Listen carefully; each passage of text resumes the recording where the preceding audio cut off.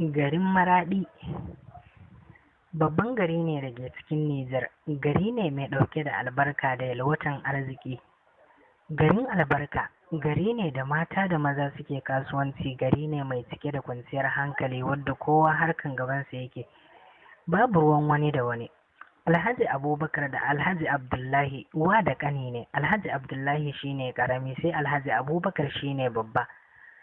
Su biyu aka haifa tun suna yara iyayensu suka rasu. Alhaji Abubakar shi yake buga-bugan inda yake dako, yake abubuwa ya samo musu abin da za su ci. A hakan ya samu wani shago ya tsare, yana tsarewa mai shagon kayan shi yana biyansa, saboda yaro ne mai gaskiya da riƙon amana. Hakan ya sa ya yi ta fafutukar sanya ƙaninsa Abdullahi a makarantar boko da na Islamiyya. A haka kaɗan wata rana Alhaji ya zo shagonsu Abubakar ya sayi kati, ya manta da jakarsa da kuɗi wajen kimanin naira miliyan 10. Ya tafi, ashe Abubakar ya ga jakan, ya ɗauka ya adana masa jakar, wadda ko uban gidan shi bai san da zaman jakan ba. Bayan kwanaki 2 da yin hakan, alhajin nan ya dawo wurin. Ranar din ma dai Abubakar ne kaɗai a shago. Wannan alhajin yana zuwa ya ce, yaro da Allah ina cigiyar wata bakar jaka ne, ranar na zo na sayi kati a wajen ku, ban san ko anan na yada jakan ba. Duk inda na je a wannan ranar sai da na koma na tambaya, amma sun ce min ba su gani ba. Murmushi Abubakar ya yi, sannan ya ce, tabbas Alhaji ranar a nan ka bar jakan nan. Da na ganta kuwa ka riga ka shiga mota, na yi magana baka ji ba, hakan ya sa na dawo na ajiye jakar din, na san za ka dawo. Alhaji ya murmushe ce, ashe yaro har yanzu akwai irin ku a duniyan nan. Alhaji Abubakar bai ce komai ba, yayi dariya. Abubakar bai ce komai ba, yayi dariya ya ce, Alhaji bari na miƙe yanzu nan, barin kulle shagon nan sai mu je na baka jakarka, domin tana gida. Yawo da kuɗi a wannan lokacin hatsari ne. Shi dai Alhaji har yanzu mamaki yake tare da murmushi. A nan ne ya ja Abubakar da hira har ya bashi tarihin rayuwarsu. Alhaji ya tausaya musu matuƙa. Suna zuwa gida Abubakar ya ɗauko jakar nan ya ba wa Alhaji, ya duba ya ga ko taɓa kuɗin nan ba a yi ba, ya rufe shi da murmushi ya miƙa wa Abubakar jakan ya ce, yaro hakika ka ci babban jarabawa, ba kaɗan ba ka ci jarabawa. Ka je, wannan kuɗin duk sun zamo naka, zakka ce Allah ya baka. Ina fatan alkhairi a gare ka, kuma ka riƙe gaskiya a duk inda ka kasance. Hakika za ka ci riba a rayuwarka. Tabbas duk wanda ya riƙe gaskiya ya dogara da Allah zai ci riba. Lokacin da na ga jakan nan ka riga ka shiga mota, kuma gashi an ce yanzu kuɗi sun zamo nashi, babban magana. Yana gama faɗan haka kuwa ya juya ya tafiyarsa, ya bar ma Abubakar jakan nan a rike a hannunsa. Abubakar kasa motsi ya sai da ya kai tsawon lokaci guda ba tare da wani abu ba. Sai da Abubakar ya kai kwanaki 10 bai taɓa ko sisi daga kuɗin nan ba. Daga baya ne yanke shawarar ya fara kasuwanci. Shagon baba ya ɗauki haya a kasuwa, ya fara saro atamfofi da les da shaddodi da takalma da jaka na mata. Cikin ikon Allah ko kasuwancin shi ya albarka, dukiya ta haɓaka. Ya mai da Abdullahi makarantar kuɗi, shi ma yana zuwa yaƙi da jahilci. Tofa bayan shekara 5 dukiya ta yi albarka, ta haɓaka sosai, domin ya zamo Alhaji. Ya yi aure da wata bafulatana marainiya, ana ce mata Amina. Bayan aurensu da Amina ne ta haifa masa 'ya'ya maza guda 2 tagwaye. Ku zo ku ga murna, suna kama sosai da tagwayen nan, domin ba za a ma iya bambance su ba. Ranar suna yara suka ci sunan Khalid da Khalifa. A lokacin ne kuma Abdullahi ya gama karatu, ya fito a matsayin ma'aikacin banki, ya samu aiki, ya fara aiki. Ya haɗu da wata yarinya Saudat, wato Saude. Soyayya suka fara, suka yi aure. Alhaji Abubakar ya masa gini na gani na faɗa, da shi da ƙaninsa da ya maka musu wani gini, kowa da ɓangarensa. Na zamani ne, ginin ya ci kuɗi sosai. A nan Abdullahi ya tare da matarsa, ba su samu haihuwa ba sai da suka shekara 5 Allah ya ba wa Saudi ciki. Ku zo ku ga murna a wannan familin. Bayan wata 9 ta haifi yarinya kyakkyawa mai matuƙar kyau. Ranar suna aka sa wa yarinya suna Yusra. Yusra tana girma, kyawunta na ƙara ƙaruwa, yayin da Scarlett an tura su Faransa karatu, wato ƙasar waje. A halin yanzu Yusra tun da ta fara karatun boko take son wasan motsa jiki, domin kuwa suna sport ba kaɗan ba. Ta kasance mai son wasanni, ta ƙware sosai ba kaɗan ba. suna abubuwansu inda ta ci gaba da abubuwan da take yi. Duk abin da za su yi kuwa a ɓangaren su suke ɗaukan abu, su suke ɗaukan na farko. Hakan abin ya ci gaba da tafiya. Tana da sura mai kyau, shekara 17 ta gama secondary school ɗinta. Yusra kyakkyawa ce ajin farko, tana da hips, ga kuma kirjinta da yake ciccike, doguwa ce, cikinta a shafe. Yusra tun da ta fara tashi ta fahimci cewa ita ɗin yarinya ce mai matuƙar kyau, tana da wani irin yanayi. Haka zalika kuma yarinya ce mai matuƙar sha'awa da ke damunta. Wata rana idan wani abin ya taso mata to sai an kai ta asibiti. Abin na neman ya illata ta ne ta fara ƙoƙarin samo ma kanta mafita. Ta fara downloading na fina-finan batsa wadda na ƙasashen ƙetare, wadda sai ta kalle su take samun nutsuwa. Abin da ya fara mata kenan, sai dai mu ce ya salam. Masha Allah, su Khalid sun gama karatunsu. Khalid ya zama cikakken ɗan kasuwa, wato businessman. Shi kuma Khalifa likita ya karanta. Khalifa likitan fata ne, wato bayan ya gama karatu ne suka dawo. Tunda su Khalid suka dawo kuwa ya ji ya kamu da mugun son yar uwarsa. A bangaren Yusran ma haka take, domin tana kallon shi ko ta ji ta fara son shi. Har yanzu ba wai ana gane su bane su din, sai dai Khalifa yana da muguwar zuciya, yayin da shi kuma Khalid sanyi gare shi da kuma raha. Hakan yasa ake gane bambancin su. Amma idan suka kame wuri guda to ko mahaifiyarsu ba ta bambance su sai ta yi da gaske. Soyayya mai ƙarfi ya shiga tsakanin Khalid da Yusra, amma sun kasa bayyana wa junansu. Ana cikin haka Khalid ya kwanta ciwo, sai da aka kai shi asibiti. Da ƙyar ya iya cewa yana son Yusra. Daga wannan lokaci suka barke da soyayya kamar za su cinye junansu. A ranar da hakan kuwa babu wadda bai yi murna ba, har ma suka gama jin daɗin su. Shekara ɗaya da fara soyayyansu, Yusra na da shekara 18 kenan. A lokacin ne aka saka lokacin bikinsu da ita da Khalid, aka tsaye da rana. Ranar wata juma'a mai zagayowa aka ɗaura aurensu. Farin ciki a wurin waɗannan masoyan da iyayensu ba a cewa komai. Abokanan Khalid sun tsara masa fati, nan ita ma Yusra duk da bata da ƙawaye, 'yan makarantarsu ne ta gayyace su. Masha Allah, sun yi abin da ya kamata har dina. A washe gari aka kai amarya, inda aka haɗa mata tamfatsetsin gidanta da yake wata unguwa ta manya masu kuɗi a garin Maradi. Abin da ya yi, bayan an gama komai, haɗuwar gidan ma idan na ce zan faɗa muku to lallai kam za mu ɓata lokaci. Ku yi imajin kawai, gida ne babba wadda ya kasance yana da matuƙar kyau da tsari. 'Yan aikinta guda 10 ne a gidan ɗin. Komai ya ji, bare kuma falo da ɗakin amarya. Wayyo Allah duniya, kamar ba za a mutu ba. Bayan kawo amarya kowa ya watse ne, ƙawayen amarya guda biyu da abokanan ango da suka zo. An yi raha da dariya yadda aka saba, aka yi addu'a da fatan zaman lafiya. Abokanan ango suka ja, ƙawayen amarya biyu suka fice. Khalid ya tashi ya je rufe ko ina, ya dawo wurin amaryar shi. Kyakkyawa ne Khalid, dogo ne, kakkarfa fari, yana da kyau na asalin Fulani. Ya haɗu ta ko ina iya haɗuwa, dan kuwa har ma da wata wushirya da yake da shi. In yi murmushi kuma tun sannan suka lotsa kuwa. Khalid ya haɗu ta ko'ina. Amarya babu laifi, kyakkyawa ce. Amarya ba kya laifi ko kin kashe ɗan masu gida, cewar Khalid. Murmushi Yusra ta yi, gabanta sai faɗuwa yake. Nan ya umarce ta da ta je ta yi alwala ta zo su yi sallah. Hakan ko aka yi, ta je ta dawo. Bayan sun yi sallah ne ya buɗe musu kaza suka fara ci.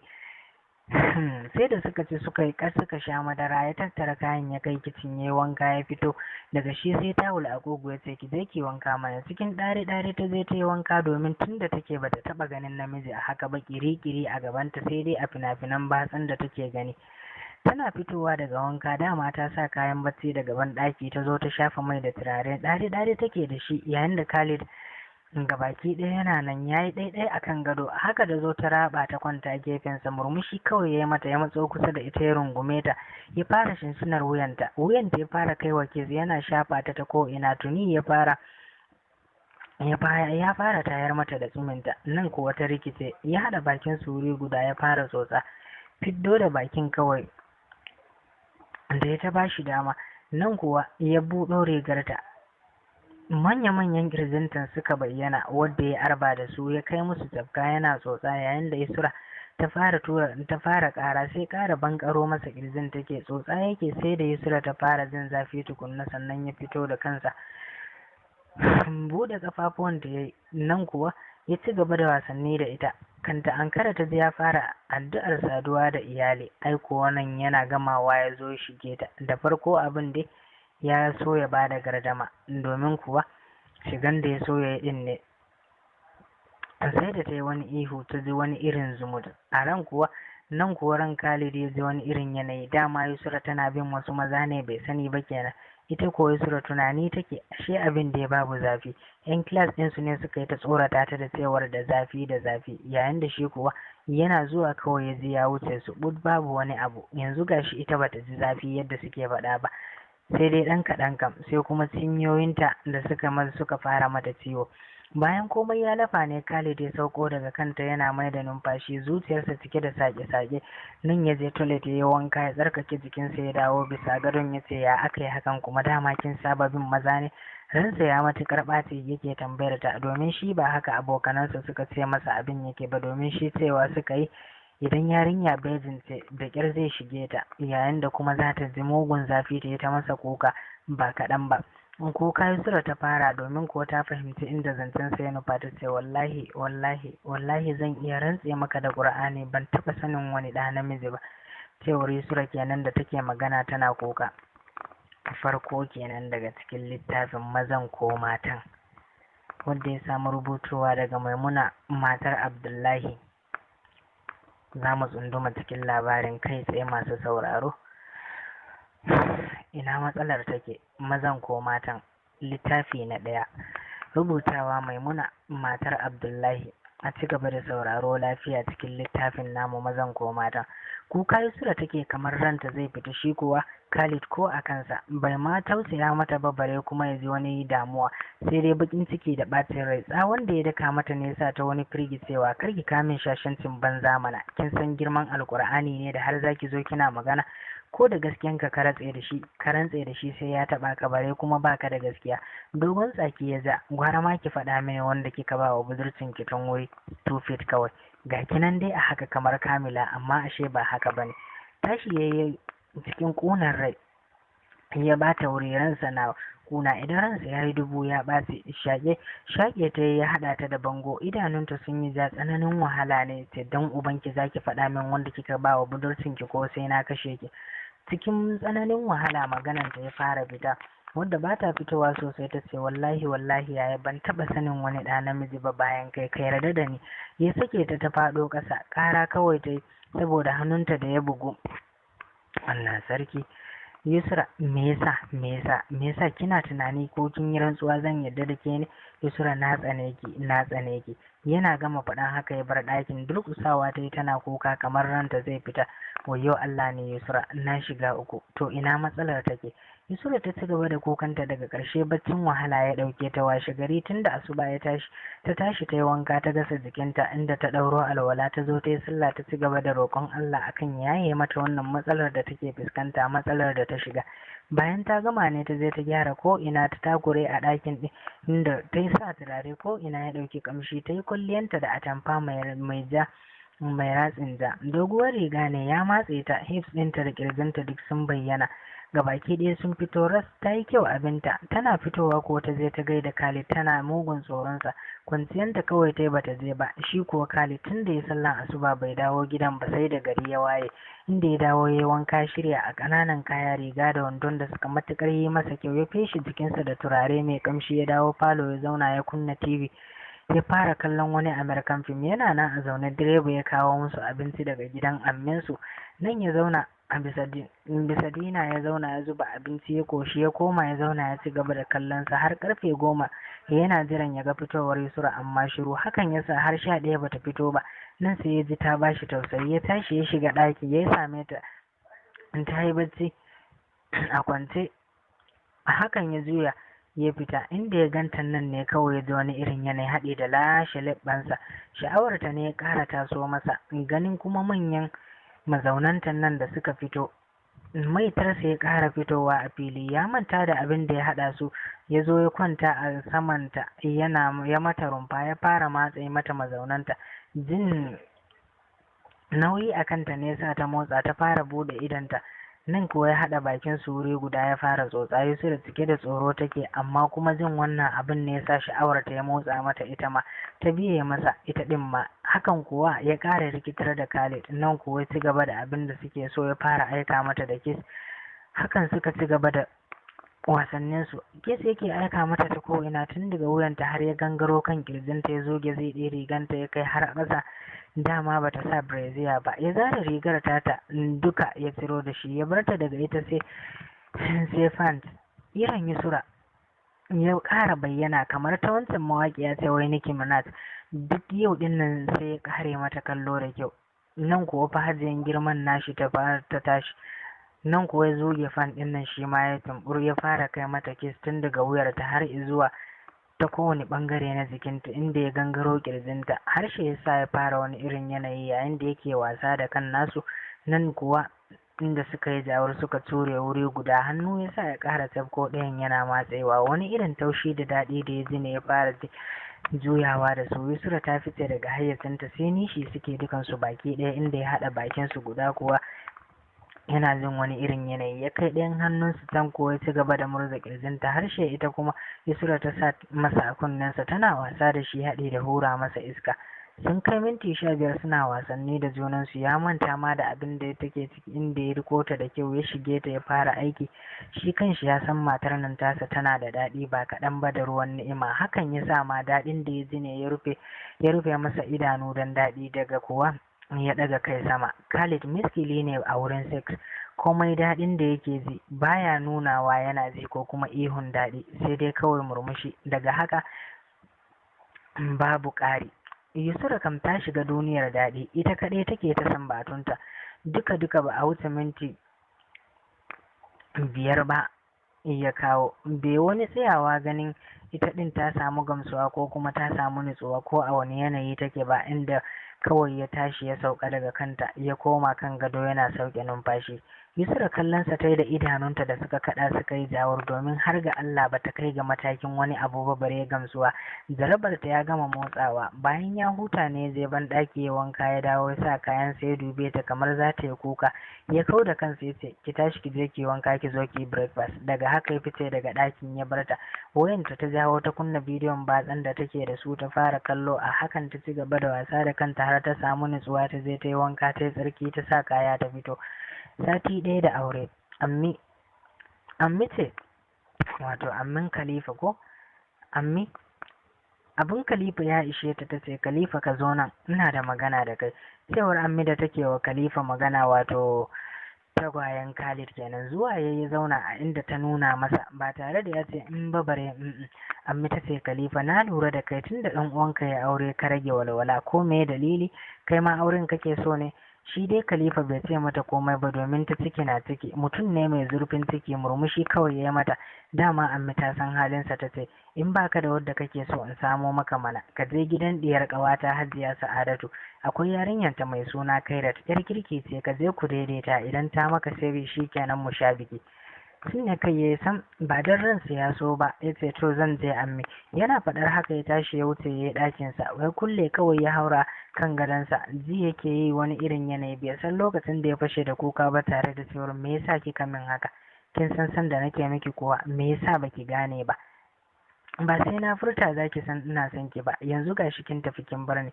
Nan yayi ta kukansa, duk taurin rai irin na Khalifa sai da ya kuka akan wannan abun, wanda bai san da hakan din ba. To fa wai me yasa jarumin maza yake kuka ne? Lallai kam. Bayan wata guda, lokacin kuwa ango Khalid ya manta da matsalar da yake ciki, wai dan ma kawai wani irin yanayi, wai dan ya yarda da batun Yusra kawai ba haka bane. Har yanzu yana nan yana bincike, zama dai da ita da shi ne gashi nan dai a yadda yake. Zuwa yanzu Yusra ta gama fahimtar matsalar mijin nata. Mijinta dai a takaice zamu iya cewa rago ne a wurin harkan sex. Da zaran an fara minti 2, 3 zuwa 5 shikenan ya riga ya kawo, kuma san baya ƙara wani tsayuwa ya ga ita ɗin ta samu gamsuwa. Daga ya kawo shikenan zai zare a barsa ya tashi daga kanta. Gashi kuwa daɗin da yake ji a jikinta baya sambatu ko kuma ya nuna wani abin da zai nuna mata cewar ta san ya ji daɗi. Wannan kaɗai ma da ya ishe ta, kuma ba dan baya jin daɗin ba ne, a'a, ina suna nan a zaune, zai ɗauko wayarsa ya fara chatin. Duk maganan da za ta masa ba zai ce mata wani abu ba, duk muhimmancin zancen hankalinsa na ga wayansa. Wannan abun ba karamin haushi yake bata ba, duk soyayyar da yake nuna mata a gida kamar zai cinye ta. Yanzu babu wannan soyayya bare ta rairayin ɗin. Khalid dai yana wurin abokinsa Nura ne da sauran abokanansu ana majalisa. Wani ne ya faɗa cewa daga cikinsu, kai gaye, aure fa akwai daɗi, ba kamar ma ranar da aka kawo maka amaryanka ka ɓare ta a cikin leda. Aboki za ka sha daɗi, amma fa za ka ci ubanka da cizo da ya gushe. Idan baka yi wasa ba ma har da filo sai kaga an yi maka, har da filo sai an yi maka kan gado. Dan kuwa ka gannin nan sai da na sumar da bebi na dan daɗi, sai da aka kai ta asibiti aka mata ɗinki. Nan fa kowa ya fara faɗan albarkacin bakinsa, yayin da Khalid sai dai kawai yayi dariyan yaƙi ya ce haka ne. Khalid ya ce, amma dai ka san abokina, akwai wani abokin aiki na da yake ce mini ranar farko ko kaɗan matarsa bai ji wani abin budurci a tattare da ita bai ce a lokacin da ya sa bananar tasa da farko mata ki shiga, amma daga baya kuma kawai sai ta shige ciki. Da ya tambayi matar ina ta kai budurcinta, sai kawai ta kama masa rantsuwa wai bata san kowane namiji ba sai shi. Bushewa abokan suka yi da dariya suka ce wallahi ta ɗauke shi gara ne kawai, domin kuwa wani ya riga ya shige ta a waje. Ɗayan ya ce kai ni fa wallahi ba zan taɓa yarda da rantsuwan mace ba, babu ma kamar wannan da za a yi a irin wannan lokacin. Kawai dai zai binciki matarsa. Jin hakan ne ran Khalid ya mugun ɓaci, wato Yusra ta raina masa hankali ne kenan. Cikin ɓacin rai ya yi musu sallama ya nufi gidansa cike da ƙunar zuciya da ɓacin rai da yake ji. To fa Yusra fa sai dai ni kan ce taki ta same ki. To mu dai zuwa a ci gaba da gashi dai kawai. To wannan kenan. A can gida kuwa Yusra ne na hango ta a zaune. Rayuwa dai a yanzu da take yi kuwa ga baki ɗaya rayuwar da take ciki ya ishe ta. Ita ba ta ƙi Khalid ya sake ta ba, ga sha'awar da yake nema ya halaka ta. Sai Luba ta ce ma Khalid gobe za ta kawo masa ziyara. Hakan ya sa Khalid ya ji daɗi, inda ya je gyaran fuska ya je asibiti wajen wani doctor da nan yake faɗa masa matsalarsa ta kawowa da wuri. Doctor ya ce to akwai hanyoyi da yawa ta magance wannan matsalar, amma na wasu mazan halittan su ce a haka. Idan kana daga cikin waɗannan mazan to sai dai ka yi haƙuri. Akwai abubuwa da yawa waɗanda suke kashe gaban mazaje a yanzu. Na farko yawan cin magi.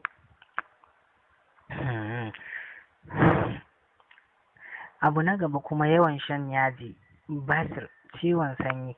Waɗannan suna nan daga cikin manyan abubuwan da suke kashe gaban namiji da kuma kashe gaban mace. Yanzu zan fara baka shawarwarin yadda za ka kula da yadda za ka yi aiki da su. Lokacin da za ka fara sex, kafin ku kai ga farawa sai ku sha ruwan sanyi, ruwa mai sanyi kwarai, sannan ku fara sex. Idan hakan bai yi ba to sai a canza salo. Lokacin da za a fara sex sai ta dinga sake maka, ta dinga sake salon kwanciya kala-kala. Ko kuma idan kana sex da matar taka, da zaran ka ji za ka kawo sai ka fito da zakarinka daga cikin farjinta, ka ɗauke numfashinka na wani lokaci kaɗan, sannan ka sake maidawa. Da wannan za ka fara. Idan har ka ga wannan ma bai yi ba to sai mu aza ka akan magani. Idan har muka kai ga hakan akwai yadda za a yi na maganin hakan ɗin, kaga don haka sai ka fara aiki da abin da na ce maka na farko tukunna. Godiya Khalid ya fice daga asibitin yana murmushin jin daɗi. Ya san Sailuba za ta ji daɗinsa. Wa iyazu billah. Kai jama'a, ba za ma ka gyara wa matarka ba sai dai ka gyara ma wata karuwarka ta banza a waje. Ku duba fa jama'a, Khalid bai je neman maganin matsalarsa don matarsa ba, sai don wata karuwa wadda za ta kawo masa ziyara don ya burge ta. Har da gyara ya je kamar wani ango. A cikin mota Khalid yana tuki yana murmushi. Gobe zai sha zuma, domin ya san a yadda ya ganta nan za ta fi matarsa iya kwanciya da salo-salo da kuma komai da komai. Ayyo Allah, ku zo ku ga Sailuba. Gidansu ya wuce, yana shiga ya faki ne ajiye motarsa inda ya shige falon nan nasu da sallama. Aka amsa masa. Dadin su ne kawai sai amminsu suka tarbe shi Khalifa sai tambayoyi suke masa akan ya faɗa musu matsalarsa, amma ina ya kafe ya ce musu ba abin da ke damunsa. Ammi ce da ranta ya ɓaci ta ce, karkar yana mana hankali mana, duba yadda ka bi ka lalace ka rame, kullum cikin damuwa kake, ranar har kuka na ji kana yi, mun tambaye ka me ke damun ka ƙi ka faɗa mana, kai kuma ka je ka sani da matsalarka, amma dai ka sani jibi za a kai kuɗin aurenka idan Allah ya kai mu, ka tashi ka ba mu waje. Ran Ammi da Dadi ya yi matuƙar ɓaci. Khalid da ya shigo shi kanshi ya tausaya wa ɗan uwansa ganin raman da ya yi, bayan ya gaishe su ne ya ja ɗan uwansa suka yi ɗaki. A nan ya zaunar da shi yake tambayar sa abin da ke faruwa, shi da kansa sai da ya da gaske tukun kafin Khalifa ya aza kansa kan kafaɗin Khalid ya fashe da kuka, inda ya ce broda an raba ni da ita tun tana karama nake son ta, amma yanzu an raba ni da ita. Wace ce aka raba ka da ita? Cewar Khalid, wadda nake so, sun mata aure. To amma ita ta san kana son ta ne ta yi auren? Cewar Khalid da ya tambaye shi. Girgiza kai kawai ya masa, bai ƙara cewa komai ba domin shi kaɗai ya san zafin da zuciyarsa take masa. Tabbas ya san lokacinsa ya zo. Da Khalid ya ga ba shi da niyyar magana ne, kawai ya lallaba sa da kalamai masu daɗi, ya samu ya bacci, sannan ya dawo falo suka ci gaba da tattaunawa akan matsalar.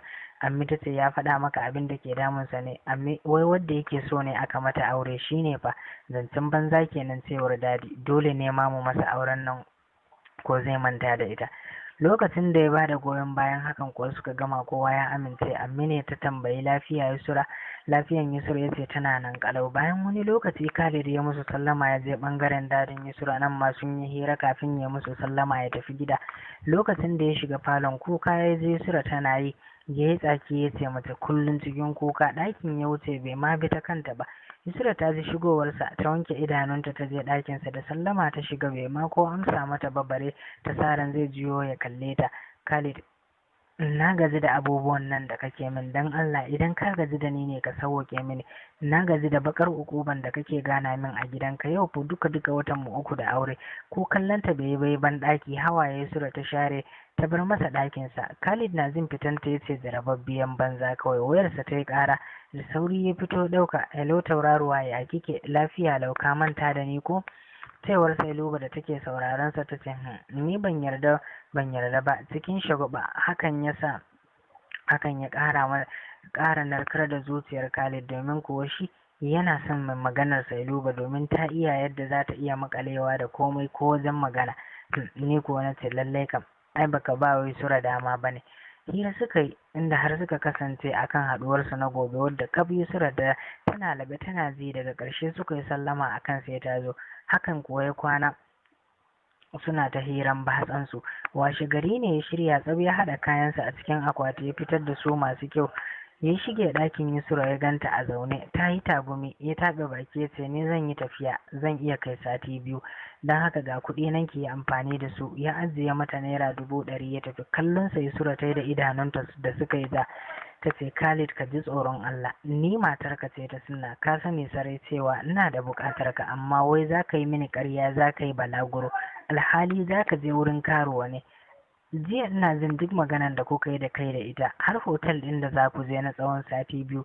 Ka je kai da Allah, idan dai ina da haƙƙi a kanka, kai ma kana da haƙƙi na, to babu laifi idan kai zina ban yafe ba, tunda har ni ka kasa sauke min nauyi na, zaka je ga wata wadda ba muharramar ka ba.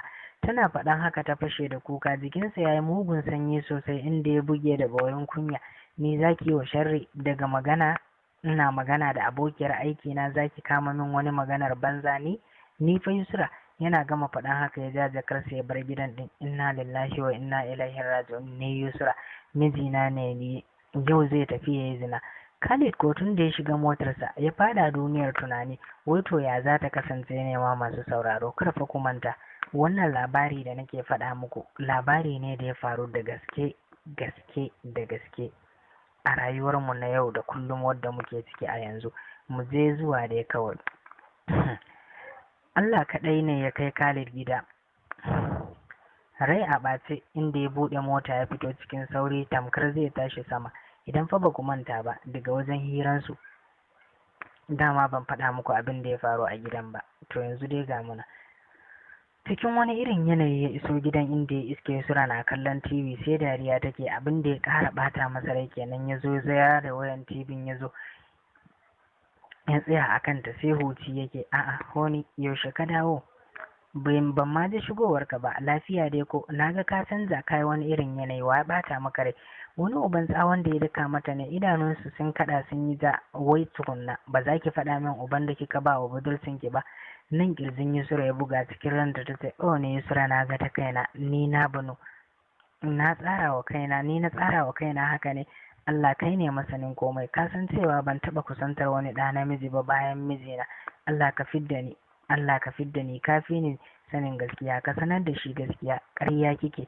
Yayi magana cikin hargagi, ita har ga Allah bata san cewa maganar ta fito fili ba, a tunaninta a zuciyarta take magana. Ba magana nake miki bane, kar ki ɗauke ni gara mana. Ki je ki bada budurcin ki ga wani, amma ki zo kina rena min hankali. Za ki faɗa min ko sai na ɗanɗana miki duka tukunna? Duka a nan zan huta a cikin littafin Mazan ko Matan kashi na 1. Mu je izuwa na 2 tare suke.